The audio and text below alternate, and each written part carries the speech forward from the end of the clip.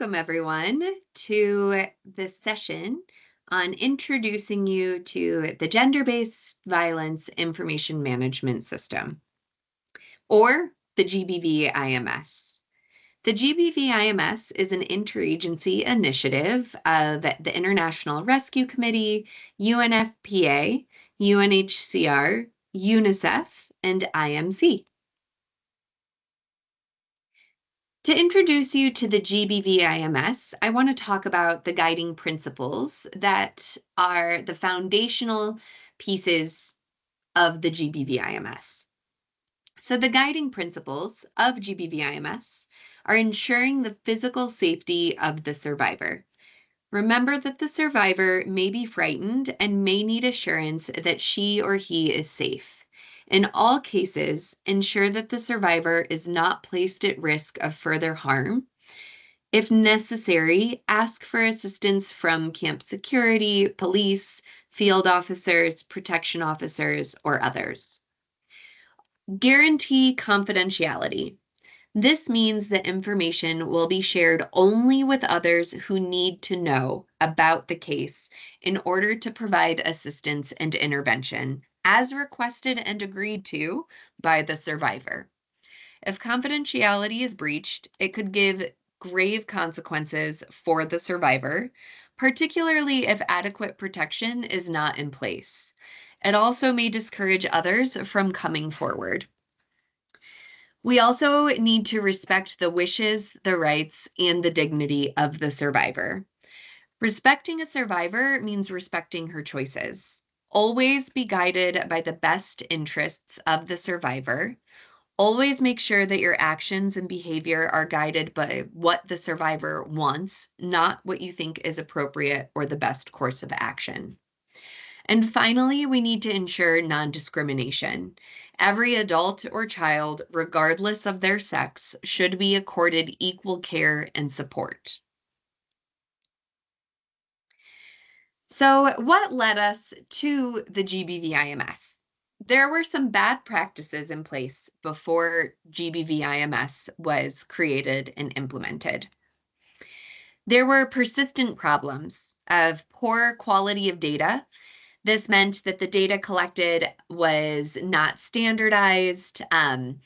We were really comparing apples to oranges.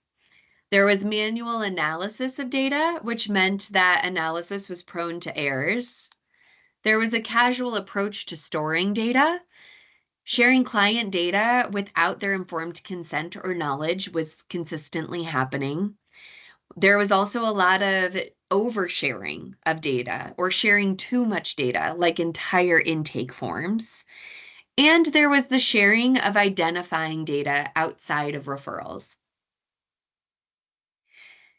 Some of the best practices when it comes to data collection is collecting data only in the context of service delivery, making sure that survivor data is protected at all times and that it's only shared or accessed when authorized, making sure that survivor information that was recorded was non-identifiable. Any sharing should happen only after agreeing to move forward with case management. Sharing of data only with the survivor's informed consent. And then identifiable data is only being shared as a part of a referral. So these are some of the best practices when it comes to GBV data collection.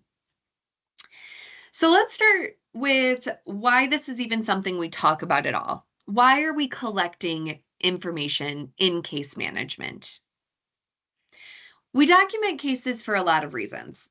First, we know that you're seeing a lot of survivors. And it's not possible to remember everything that's happened to someone. It's why doctors and therapists keep notes. We have to be able to stay up to date on our cases, and that means having the ability to jog your memory and avoid asking repeat questions. Maybe the survivor has said that she has legal needs, but isn't ready to pursue them right now. If you have this in your notes, you can come back to that topic later when and if she's ready. And you'll have those notes to help you through that process. We also need to ensure the continuity of services. If you go on leave or you're sick or you leave the organization, another caseworker needs to be able to understand what's going on with the survivor to continue her services. The survivor is an instrumental part of the case management process. If you're working with her over a long period of time, your case file can act as a record of her progress. You can look back and see the change that's happened. The final reason is that case files are another way to look at the quality of care. A supervisor can learn a lot about services being provided and the quality of those services by reviewing a case file. And a bonus reason is that we want to know if we're doing the right thing for survivors. We want to understand our services in real time. And by collecting day-to-day service information, what we call service-based information, is a continuous low-cost way to do this. So this has led us to the GBVIMS, which is why you're here today. The GBVIMS was actually created in 2006, almost 20 years ago, in response to the absence of effective and standardized tools for data collection and compilation. The aim of GBVIMS was to harmonize GBV data produced by specialized GBV service providers in humanitarian settings. It helps facilitate safe and ethical data sharing between organizations to help inform the humanitarian community's response to GBV. The GBVIMS was developed for service providers who deliver case management or health services to GBV survivors in a humanitarian context. And it was also developed for agencies responsible for coordinating the humanitarian response to GBV in humanitarian settings. So what is GBVIMS? The GBVIMS is made up of several tools, core tools, that will go into more depth into in additional sessions. But at the very least, I want to introduce you to some of those tools here. You have intake and consent forms. These forms collect information from survivors and protect the survivor's control over their information. We have the GBV classification tool, which standardizes GBV incidents, making data easy to compile, compare, and analyze. We also have the incident recorder, which is an Excel database designed to gather corresponding information from the intake form. The incident recorder automatically generates data and allows for customized analysis. And then finally, there's the information sharing protocol template.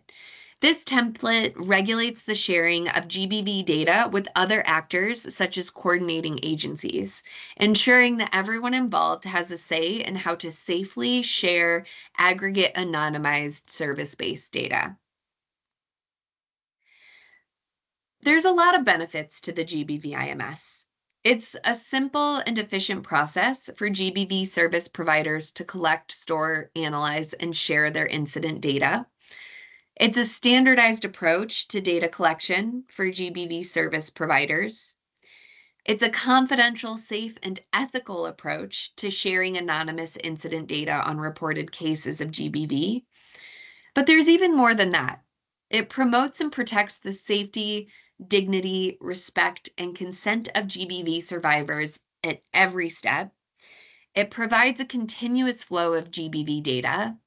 And it allows service providers to better understand GBV cases being reported to inform programmatic decision-making. This is an old map and old data, but the point here is that GBVIMS is rolled out around the globe. It's the tested and tried standardized IMS for GBV with IRC's WPE programming. It's used across East and West Africa, across the Middle East, across Asia, and even in Latin America. Like all good things, the GBVIMS has evolved over time.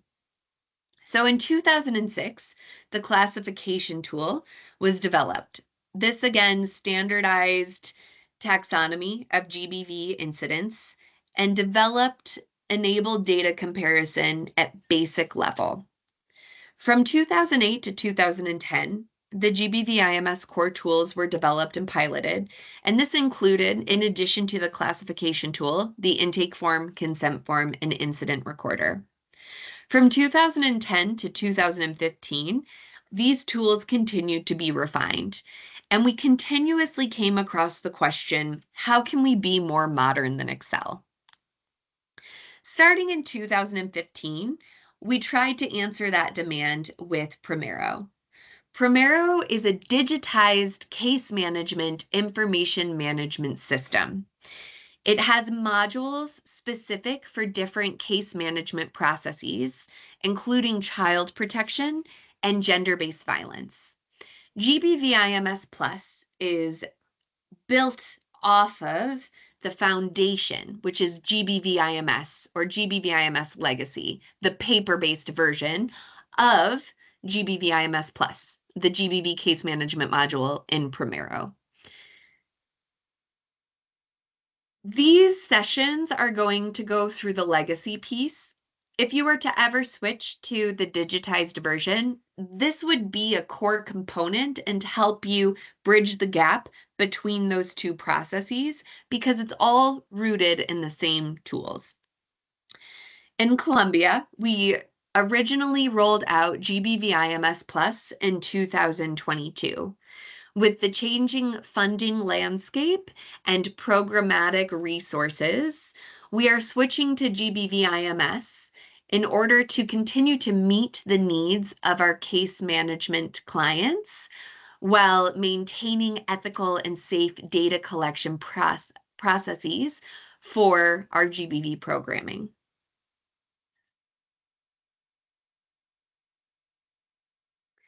GBVIMS is a part of the case management process. It's additive to the case management forms.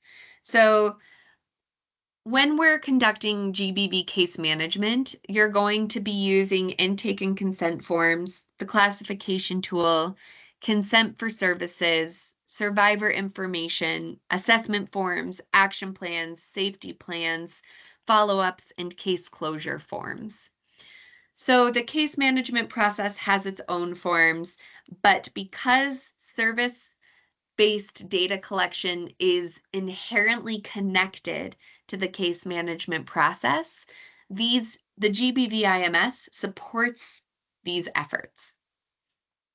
So that is your introduction to the GBVIMS. The upcoming sessions will go through those tools that we talked about. And please reach out if you have any questions or clarifications you would like to see.